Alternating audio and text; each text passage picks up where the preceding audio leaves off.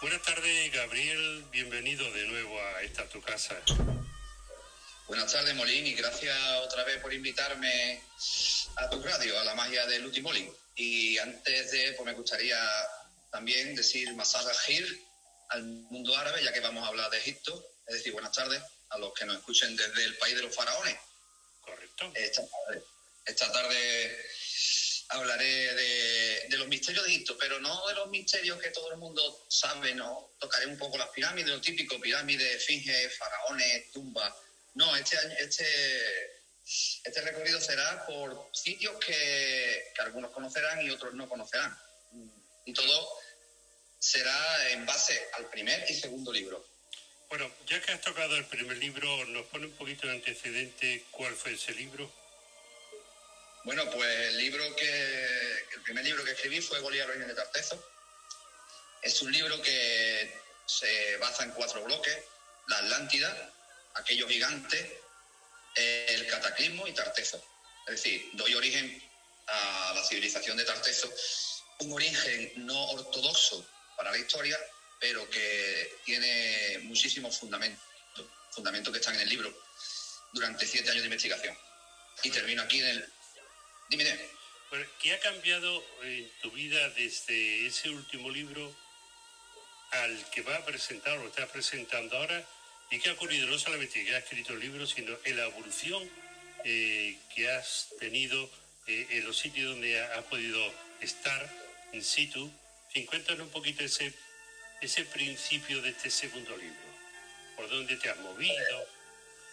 Pues en principio he evolucionado como escritor, ya que al principio no sabía cómo era una editorial y ya más o menos ni cómo se empezaba a escribir. Pero ya en este segundo libro, pues ya dediqué a la investigación. Se va a llamar, ya tengo el título antes que el libro, bueno, el libro está en proceso, pero se llamará Las 7 Atlántidas y el origen de Goliat. Es como el primero del primero, es como la Guerra de las Galaxias. Y entonces lo que quiero es investigar las 7 Atlántidas, para mí, que existieron alrededor del mundo. Entonces comencé ya hace tiempo en la isla de Pascua, la Polinesia. Este año quiero ir a Nammadol, y lo que más investigué a fondo fue este año la cultura mesoamericana y por supuesto Egipto. Pero donde más investigué fue en el verano pasado, fue Mesoamérica: Teotihuacán, Tenochtitlán, Tulum, el Museo Antropológico de México, los gigantes de Tula, los mexicas, los dioses Taló, Viracocha, Quetzalcóatl, Kukulcán. Fue buscando una de las civilizaciones allí que tiene mucho que ver con las otras. Entonces he basado ya mis investigaciones en un punto en común: que antes del diluvio hubieron 7 hermanas, 7 civilizaciones alrededor del mundo que compartían un conocimiento que está tanto en Egipto como en la Polinesia, como en el centro de Asia, y la Atlántida de aquí, de la que narra Platón, y por supuesto Sudamérica. Son los puntos calientes en un mapa que yo encontré, que está en mi primer libro, que es el mapa de Sipar, donde yo llego a la deducción, porque, Molín, yo aquí lo que te pongo son las cosas sobre la mesa. Yo no intento convencer a nadie. Cada uno que coja después lo que le convenza. Yo lo pongo sobre la mesa, como se suele decir, y que cada uno coja lo que quiera. Entonces, lo que, en resumidas cuentas, me he dedicado a investigar 7 civilizaciones perdidas. No perdidas, que están aquí, pero que en un pasado remoto. Me dices que el libro no ha sido todavía editado del todo, y mucho menos presentado, ¿no? No, el de Goliat sí. No, me refiero al último. El último estoy trabajando en el primer capítulo, porque es que me quedan muchos años y saldrá dentro de 3 o 4 años, porque es un libro que tengo que ir al sitio a investigar, y me faltan 4 o 5 viajes. Entonces yo me he perdido. Tú tienes el primero, que lo tengo yo en casa, y sí. Este segundo está en proceso. Lo que no está en proceso, por donde tú te has movido. Pues yo no sé por qué pensaba que ya lo tenías casi. No, me quedan 3 sitios, tengo 3 sitios y tengo que ir a otros 3. Vale. Bueno, pues entonces vamos a empezar desde el principio.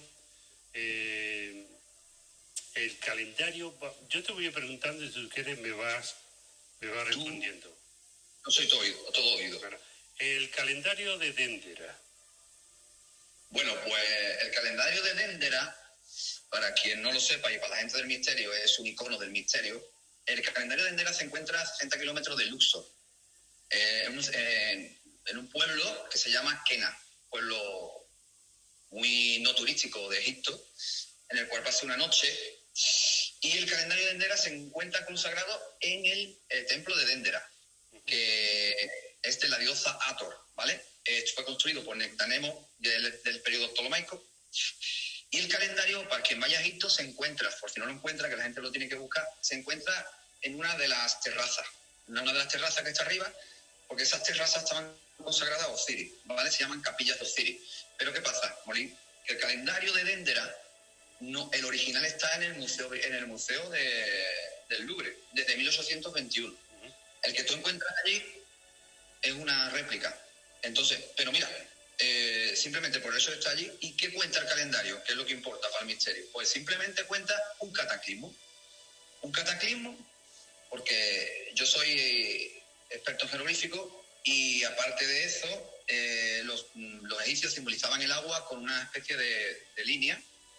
El plural de agua, que es mu, son 3 líneas, y los egipcios tenían más de 8 líneas, es decir, le estaban diciendo un cataclismo que empieza en la época de Leo.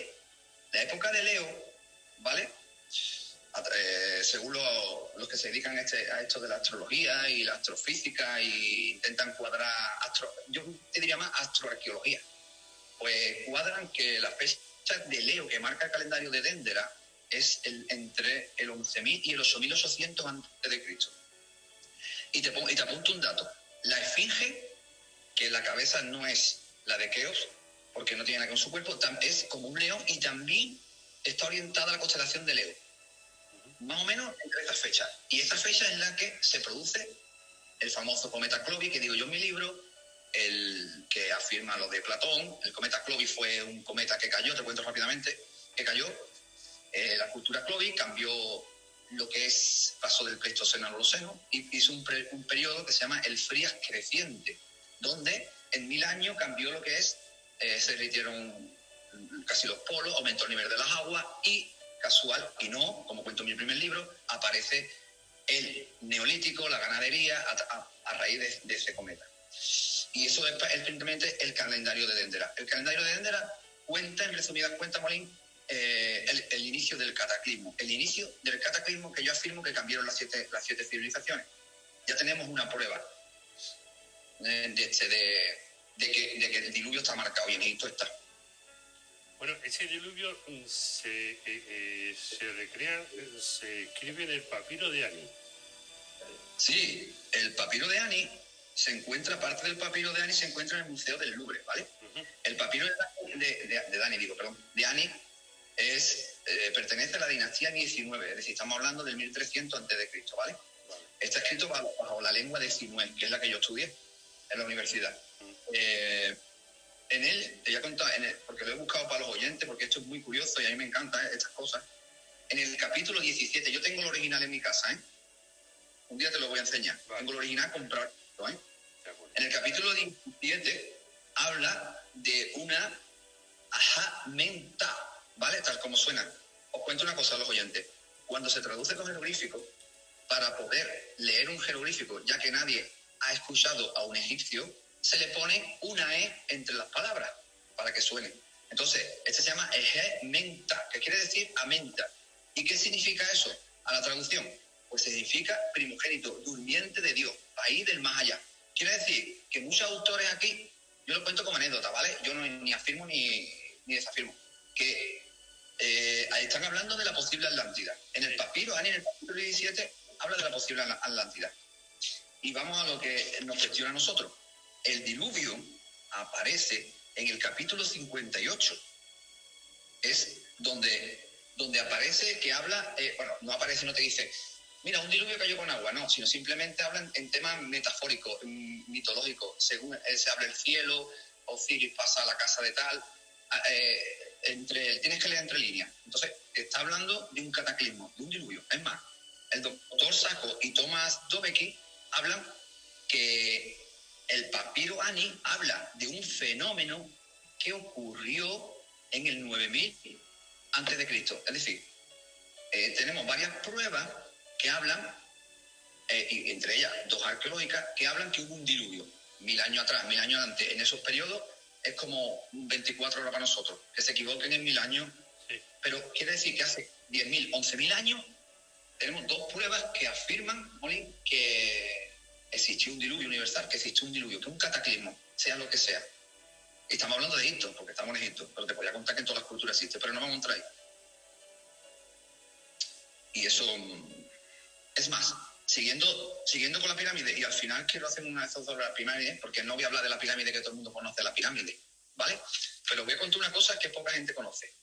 Yo tengo una teoría que yo creo que la pirámide de Keo, la pirámide de Khufu, que no es Keo, Khufu, fue la primera pirámide, pero esto te lo diré al final. Pero, ¿qué relación tiene con el diluvio? Pues yo creo que la pirámide de Keo fue construida antes del diluvio, por supuesto, y que era hermética, que fue como un lugar hermético que guardaba algo para que el agua no se lo... ahí está, no entrase. Yo no lo saco de mi chistera. Yo lo que es recopilar información y sobre todo creo incluso que el Arca de la Alianza estaba en el centro de la cámara de Keo, porque el sarcófago de Keo mide exactamente lo que medía el Arca de la Alianza según la Santa Escritura. Ajá. Entonces, curioso. Es más, debajo de la primera pirámide, debajo de la pirámide de Keo, existe el pozo del Cao, que no me dejaron entrar. Mira que le di bastante dinero para que me dejaran entrar y este año no tuve la suerte de entrar. Bueno, pues cuentan textos árabes que existían unos textos que eran los textos de las pirámides. Y te voy a leer, te voy a citar. Según Al-Ghali Abad Mohammed Ben Salman, dice, te lo voy a resumir porque decía sobre las pirámides: este libro ha sido escrito durante el primer año del emperador Diocleciano y lo hemos copiado de un libro que fue copiado a su vez durante el primer año del reinado del emperador Filipo, hecho copiar de unas hojas de oro. He resumido, ¿eh? Su época distaba de la del manuscrito original 1785 años. El libro copiado pronosticaba el diluvio al rey Surit Ben Sahud, que decidió la construcción de las pirámides sobre las que se guardarían todos los conocimientos científicos. Un texto de 800 años. Y sigo. Este autor mismo dice: la llegada de la desgracia que amenazaba la tierra debía tener lugar en el momento en el que el corazón del león se hallara en el primer minuto de la cabeza del cangrejo. ¿Se está dando cuenta, no, Molín? La relación que hay aquí. Sí. Otro autor que se llama Abul Rihan el-Biruni, en el libro titulado Huellas, dice: en tiempo de Injurt, no sé qué faraón es, ocurrió solo en Siria y Occidente. En cuanto a los occidentales, prevenidos del desastre por sus sabios, elevaron construcciones al estilo de las pirámides. Aquí tienen otra prueba de que hicieron como las construcciones de las pirámides para el diluvio. Y dice más: para refugiarse en ellas en el momento del cataclismo. Las huellas del diluvio y del nivel alcanzado por las aguas se distinguen, ojo a esto, Molín, se distinguen todavía hacia la mitad de la altura de las pirámides, pues no pasaron de este límite. Ahí tienes una prueba que me encanta, porque tú sabes que yo soy un ratón de biblioteca. Sí. Y yo no me quedo, yo me busco lo más raro. Y me dio esto, más lo que yo descubrí dentro de la pirámide, que será el punto final. Llegué a la conclusión y dije yo: ¿y si? Porque siempre digo, ¿y si las pirámides, y si esta pirámide, fuera donde se guardó el conocimiento? Porque yo no sé dónde lo sacaron estos autores, no sé, ni creo que perdieran el tiempo escribiendo. Es muy curioso. Si tú te vas con un arqueólogo, te dirá el arqueólogo que esto salió de su imaginación.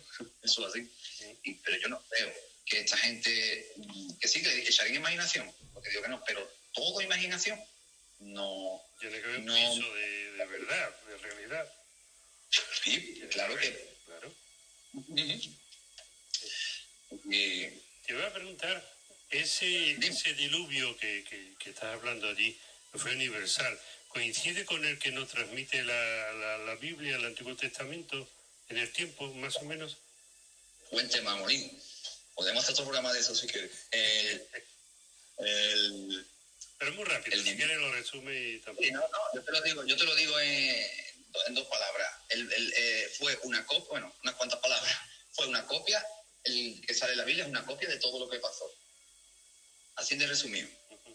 La Biblia es una copia de todo lo que pasa en los textos sumerios y en los textos antiguos alrededor del mundo. Hay batallas de gigantes. Está el diluvio universal. Tenemos al Noé, que lo tenemos también como Cisudra, como Astragesis, como Usapaín en otras culturas, muchísimo, en textos caldeos, en textos asirios, muchísimo antes que los bíblicos. Entonces, yo nunca toco el diluvio de la Biblia. Yo lo estudié al principio, Molín, pero me di cuenta de que era una auténtica copia. Claro. Y que han hecho lo que le han dado la gana, porque quien se lea Génesis pasa dice, hubo gigantes de renombre, se queda ahí y pasa el diluvio.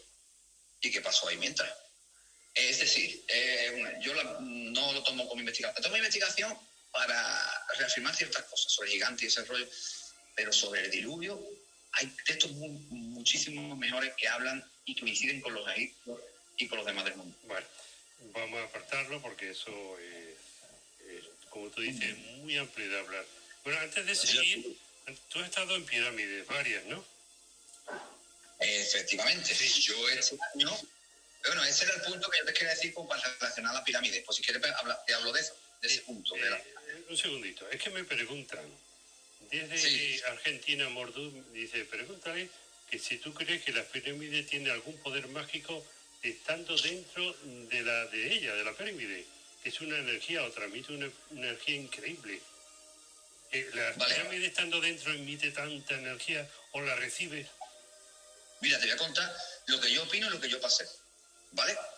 Porque el investigador investiga y también el investigador también da su opinión. Mira, mi opinión es que todos los templos religiosos, todos los templos, incluso ahora que estamos con la Virgen del Rocío, que estamos con los santos, yo creo que muchas veces es lo que nosotros transmitimos a la piedra, por ejemplo, de las pirámides, y la piedra se le queda, porque la piedra es como los discos de CD o DVD, es decir, se le queda la información dentro de los átomos de las piedras. Claro. Y nosotros, nuestra energía positiva de millones y millones y millones y millones de personas, mandando esa energía dentro de las piedras de las pirámides, incluso una piedra que un dolmen mismo, y tú la tocas, tú puedes sentir la energía, pero no porque esa piedra de energía, sino por la cantidad de energía que tiene la piedra. También puede ser que también tiene una línea ley y tiene un campo energético. Y ahora voy a mi experiencia, por supuesto, y se lo digo al oyente, esa es la única pirámide que a mí me ha transmitido, pero dentro, y efectivamente.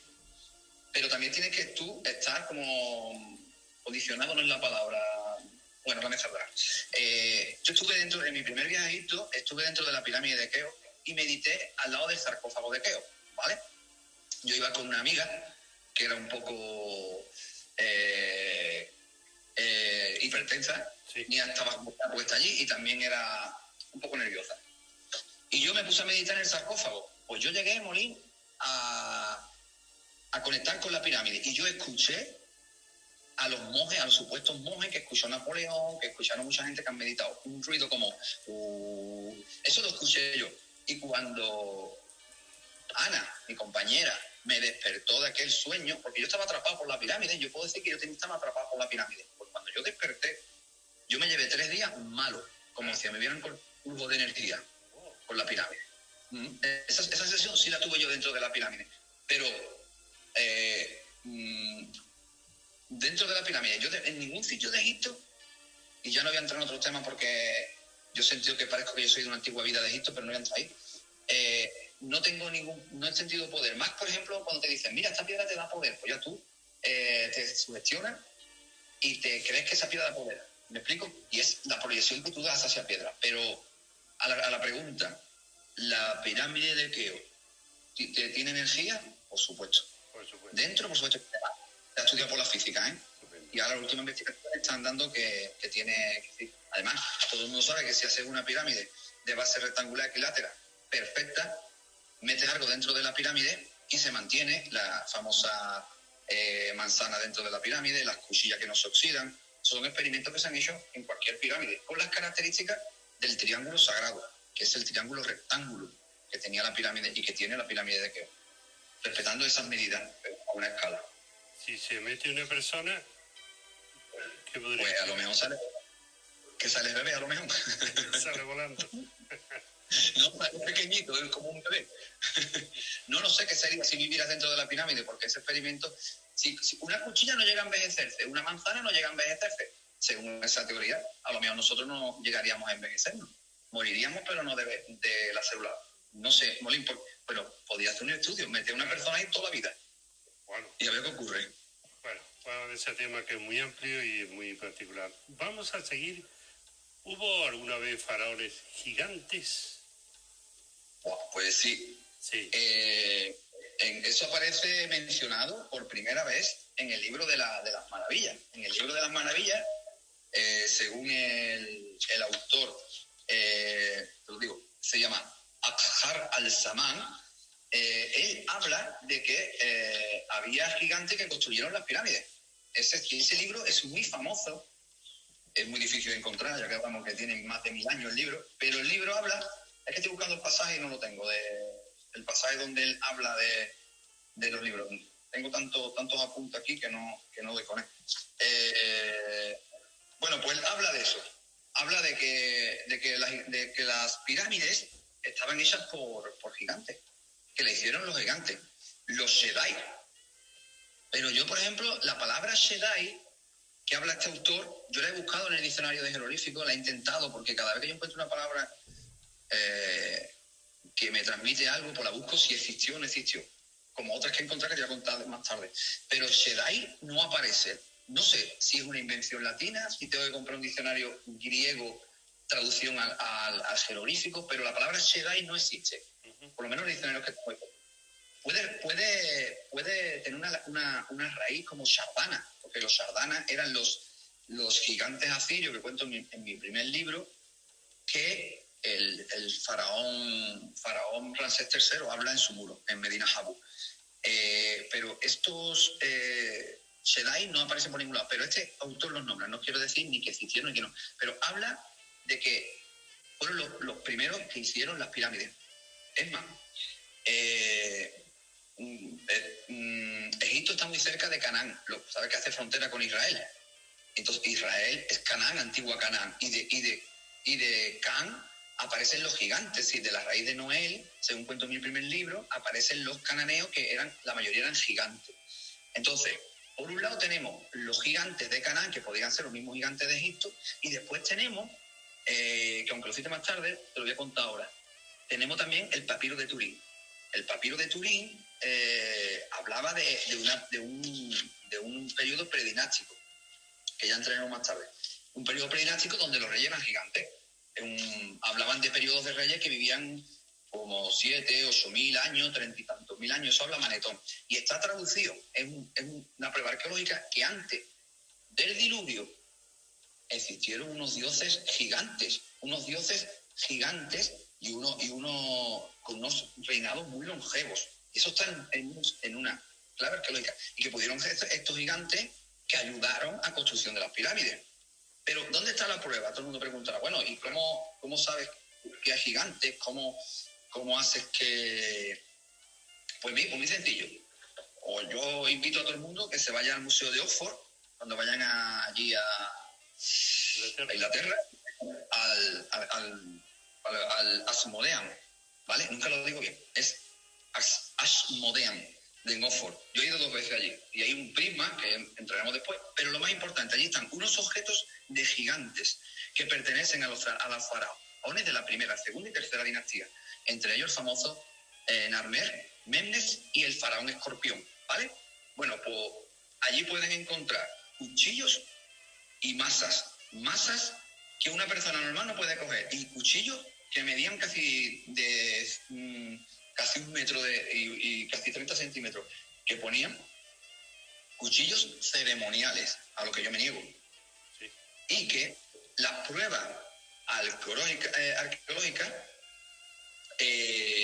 decían, lo que se han encontrado, ¿no?, de esos faraones, decían que había medidas entre 2,13 y 4,88. 4,88.